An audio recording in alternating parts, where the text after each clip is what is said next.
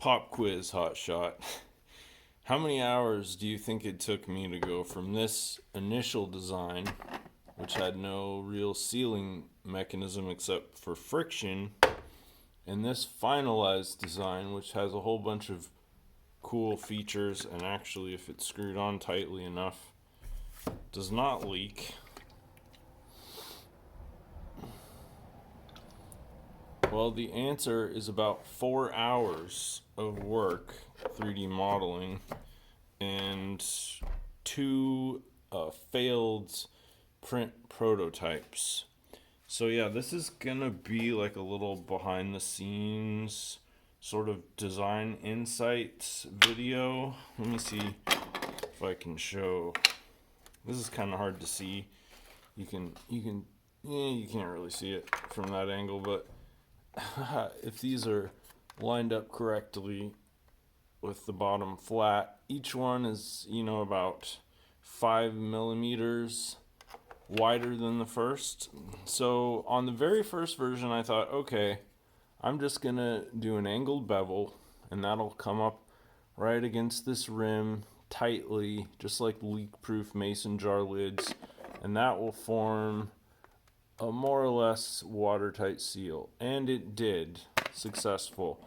The real triumph of this design, though, was actually nailing those threads, which I could not measure with my calipers because on the blender casing, the threads are actually inside a sleeve and there's no way to get to them. So, yeah, believe it or not, I actually managed to predict the pitch and dimensions and tolerances of these threads entirely in my head without being able to measure them at all, just from casual observation.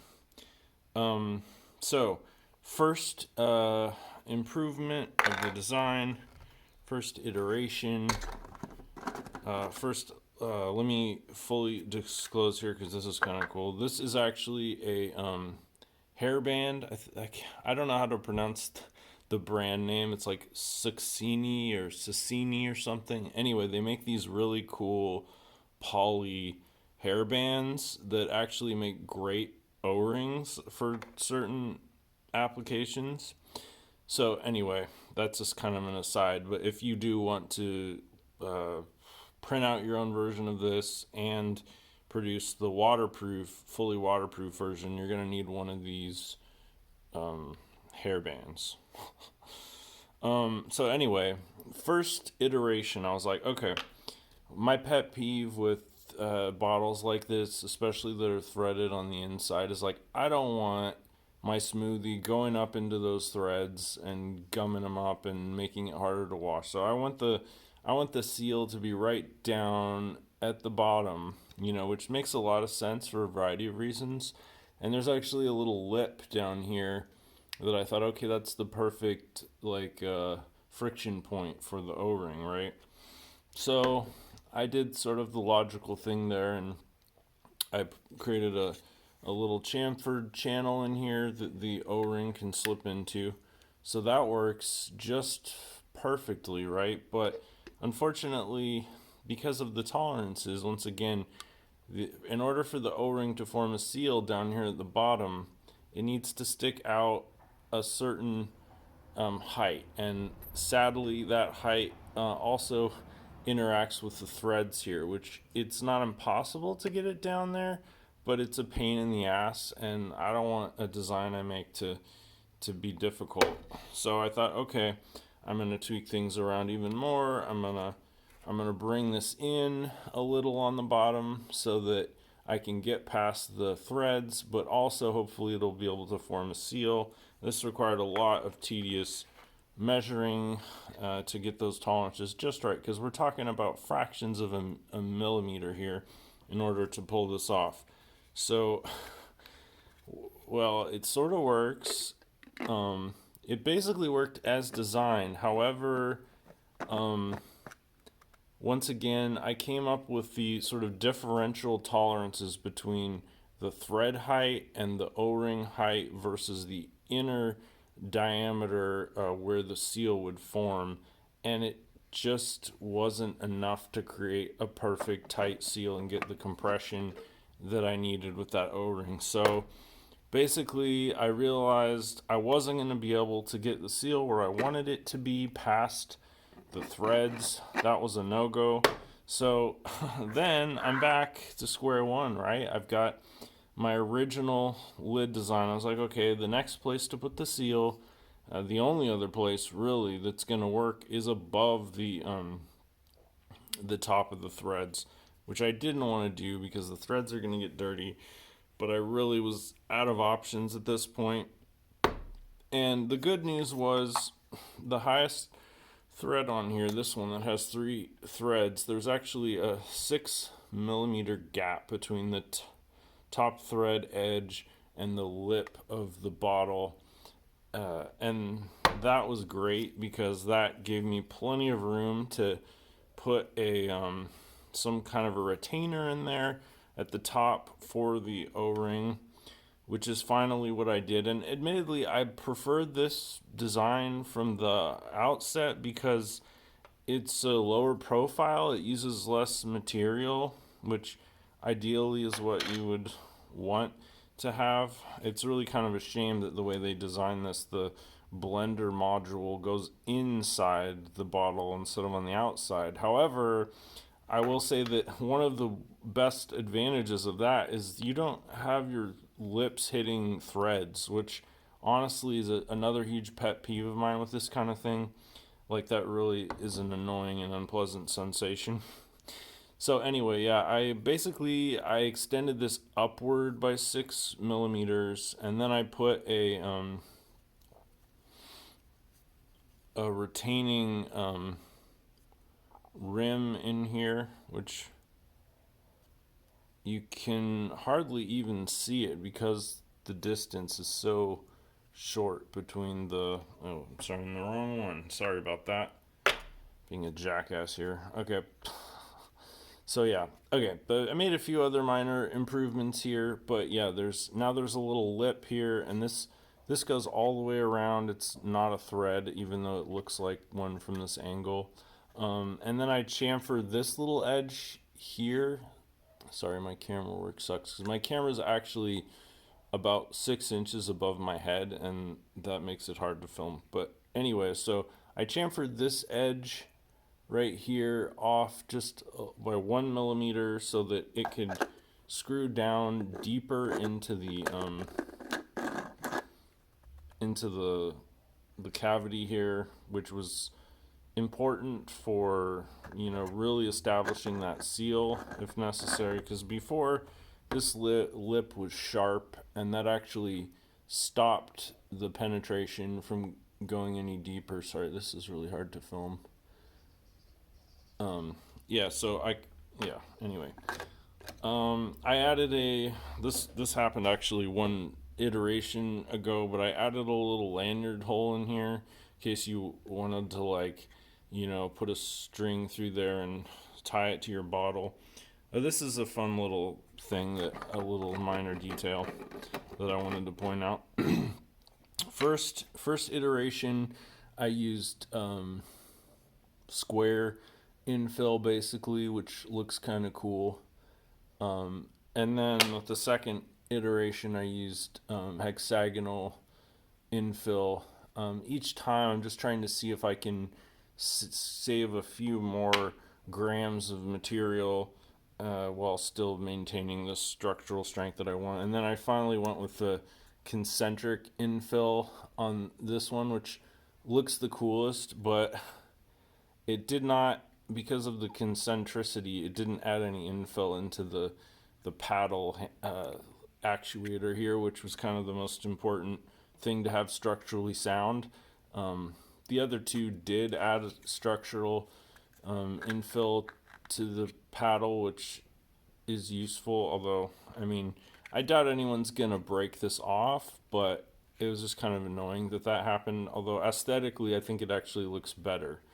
This material is PETG, by the way. This was PLA. This is food grade PETG, so it's actually better for stuff like this, because if you have a hot liquid in here or whatever, it's it's food grade, food safe, and there's going to be no like leaching or whatever. I don't really know in terms of health concerns if PLA has any outstanding issues, but I know that PETG is pretty damn safe. So yeah, anyway, so little channel up here in the top, the O-ring, if you're actually able to have some hand-eye coordination, slips right into there, and as you can see, it holds it nice and tight in that groove at a consistent, distance from the top. And I chamfered off the bottom a little, 1 millimeter chamfer there, just for aesthetics and because I could, for no other reason.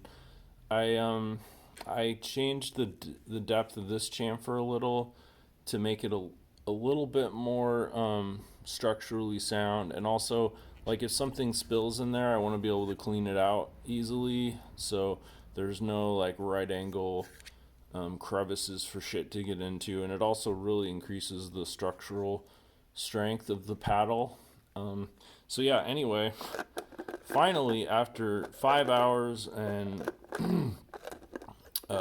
20 minutes of modeling, the design is finished, and it's basically it's perfect. I'm just gonna come right out and say it. It's flawless, and it does not leak at all. However, the water does, or liquid, whatever you put in here, does get into the threads. But otherwise, yeah, it's exactly what I wanted, and works exactly the way it's supposed to, and it looks great. And I'm gonna put it up on printables, so anyone who wants to can download them. Acquiring the hairband is up to you, and obviously the cloth and nylon hairbands aren't gonna work. You have to get the synthetic, like poly, whatever there, and they come in all kinds of exciting and pretty colors too. Yeah, so that was a behind the scenes look. As I continue my 3D printing journey and just consider, the consequences of the design process. Back in the day, like when I first started, I felt like on average it would take me 3 to 4 iterations of every design to finally nail everything down, the tolerances, the design idiosyncrasies that I wanted to manifest. And that's very frustrating for me. I'd say for all the designs that I've done, like probably well over 100 now that I've 3D printed, I'd say maybe 10% of those I nail on the very first iteration, which is like the best feeling in the world when you just hit all those tolerances perfectly and it can't really be significantly improved. But this is weighing on my mind a little because, like, what am I going to do with all of this extra material? Like, this can be recycled, but there's no recycle symbol on it. Like, if I chuck it in the recycling bin, they're not going to know what the hell to do with it. And PLA, though it's a corn-derived plastic, it's still a plastic, and you need special facilities to break it down so that it can biodegrade. So, I mean, what I've done here is I've created, like, let's see, what is this? About 75 grams of plastic that is just trash and has to go into a landfill, and that is upsetting to me. I'm not sure how to get around that, since even with all the virtualization in the world and computational synthesis, you cannot predict with accuracy, at least in my experience, how a design will perform in the real world when it's interacting with another pre-existing object, or even if it's just a standalone item. You really have to produce a hard copy and try it out. And yeah, there just doesn't seem to be a way around that. I've done as much predictive modeling as I can to limit the number of iterations, but at the end of the day, like, I was dealing with, as I said, sub millimeter tolerances here, like point 0.1 millimeter, you know, that kind of finality. And when you have tolerances that are that small, 3D printers are not perfectly accurate. There's variance there, usually within zero point 0.2 millimeters. So it may not even work if somebody else prints out the same design on their Ender or whatever, their Prusa maker or whatever. I don't know what all the different 3D printers. Like it may not, the tolerances may not work because they're so close. So this is another big concern that I have in my manufacturing journey. Obviously, the solution there is to just have more and more higher end, higher accuracy, higher engineering precision 3D printers, which I pretty much have. What I have right now, my Bamboo Labs 3D printer, is basically that. It's like as high as end as you can get before you enter into the industrial grade version. It's like a consumer grade high end 3D printer. So yeah, these are all just concerns. I'm just speaking out loud because I feel like providing context is valuable and necessary. So yeah, I hope you guys found this video interesting. It's just kind of more of the same design, but I felt like documenting the process was important. So yeah, this is a finished project, and like because of that thread leakage, I gotta shake off the liquid. If that's smoothie, it's getting all over those threads. You gotta wash it off, more waste, etc. Yeah, thanks for watching.